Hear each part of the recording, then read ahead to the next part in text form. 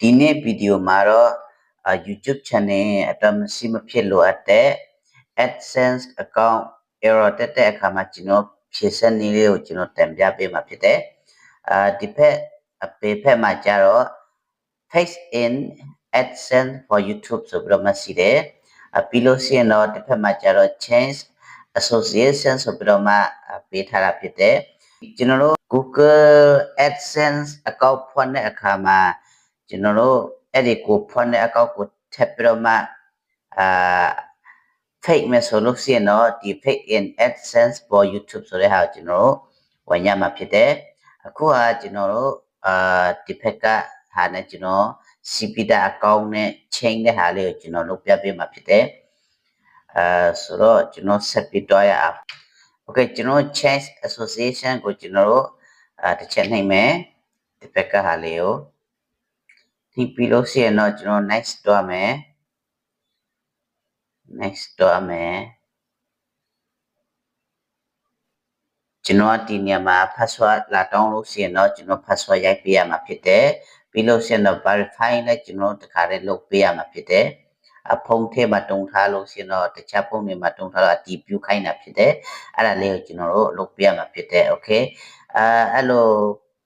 ပေါ်တော့ဖုန်းတစ်ချက်မှာတော့ပေါ်လို့ရှိရင် yes နှိပ်ပေးရမယ် yes it is me ဆိုတဲ့ဟာကိုကျွန်တော်နှိပ်ပေးပြီးတော့မှဒီမှာရွေးခိုင်းတဲ့ set ကိုနှိပ်ပေးရမှာဖြစ်တယ်ပြီးလို့ရှိရင်တော့ဒီလိုထပ်ပေါ်လာမယ်ဒီလိုပေါ်လာရဲ့ဒီမှာဒီဖက်ကမြားလေးကိုကျွန်တော်အောက်ကမြားလေးကိုနှိပ်မယ်နှိပ်လို့ရှိရင်တော့ဒီမှာအပေါ်ဟာက I have an assistant AdSense for YouTube account ဆိုပြီးတော့မှသူက account CPDA account နဲ့ချိန်မယ်ဆိုလို့ရှိရင်တော့အဲ့ဒီအပေါ်ဟာနဲ့ချိန်မယ်ပြီးလို့ရှိရင်တော့နောက်တစ်ခုကအတိရှောက်မယ်ဆိုလို့ရှိရင်တော့ no I don't have an existing account အဲ့ဒါလေးကိုကျွန်တော်တို့ဝင်ပြီးတော့မှလုပ်ရမှာဖြစ်တယ်အခုကကျွန်တော် CPDA account နဲ့ပြင်ချိန်မှာဆိုတော့အပေါ်ဟာကိုကျွန်တော်တို့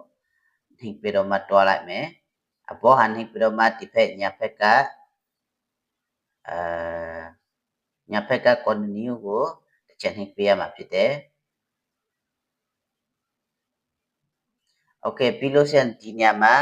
use another account ကိုကျွန်တော်တို့ဝင်မယ် use another account နဲ့ကျွန်တော်ဝင်မယ်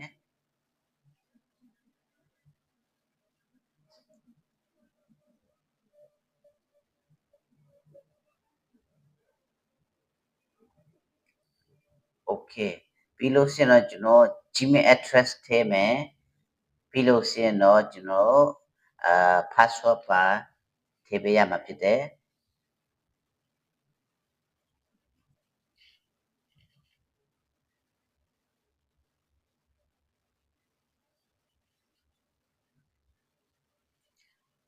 Okay ဒီအခုဝင်နေတဲ့အကောင့်ကတော့ CPDA account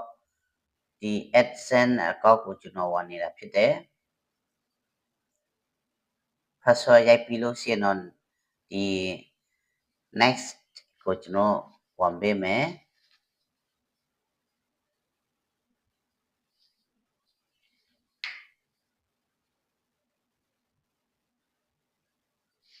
password ရိုက်ပြီးလို့ရှိရင်တော့ကျွန်တော်next ကိုနှိပ်ပြီးပြီဆိုလို့ရှိရင်တော့ဒီနေရာမှာလည်း verify လုပ်ခိုင်းမှာဖြစ်တယ်ဒီနေရာမှာလည်းပဲအတည်ပြုပေးရမှာဖြစ်တယ်တခြားဖုန်းထဲမှာထည့်ထားလို့ရှိရင်တော့ကျွန်တော် yes ကိုနှိပ်ပေးပြီးတော့မှကျွန်တော်ဝင်ရမှာဖြစ်တယ် okay ဒီနေရာမှာyour corporate phone ဆိုပြီးတော့မှသူကဖုန်းနံပါတ်ရဲ့ Gmail address ရဲ့တခုခုကိုတောင်းတာဖြစ်တယ်ကျွန်တော်ကဒီဖုန်းနံပါတ်တခုကိုထည့်ထားတာဖြစ်တယ်ပြီးလို့ရှိရင်တော့save ကိုနှိပ်မယ်ပြီးလို့ရှိရင်ဒီ home address မှာဆိုလို့ရှိရင်တော့ကျွန်တော် skip နဲ့တွားလိုက်မယ် skip တွားပြီးတော့ skip တွားလို့ရှိရင်တော့ဒီလိုပေါ်လာမယ်အပေါ်ဆုံးဆွဲလိုက်ပါအပေါ်ဆွဲလိုက်ပြီးတော့မှကျွန်တော်တို့ set up account ကိုကျွန်တော်တို့နှိပ်လိုက်မယ်နှိပ်လို့ရှိရင်တော့ redirect to YouTube ဆိုပြီးတော့မှသူက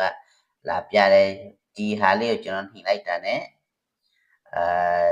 YouTube Studio ထဲကိုသူကပြန်ဝင်တော့မှာဖြစ်တယ် YouTube Studio ထဲမှာကျွန်တော် refresh ခဏလုပ်နေတယ်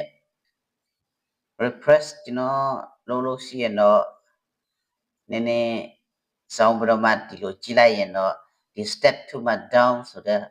တော့မှသူကပြလာတာဖြစ်တယ်အမှန်ဆိုဇောနာကျွန်တော်စားလုပ်တဲ့ zap fake ခါနေမှာဒီနေရာမှာ error တက်နေတာဖြစ်တယ်အခုကျတော့ဒီ step 3 in progress အဲ့ဒါလေးကိုကျွန်တော်ပြနေပြီဖြစ်ပါတယ်အားလုံးကိုကျေးဇူးတင်ပါတယ်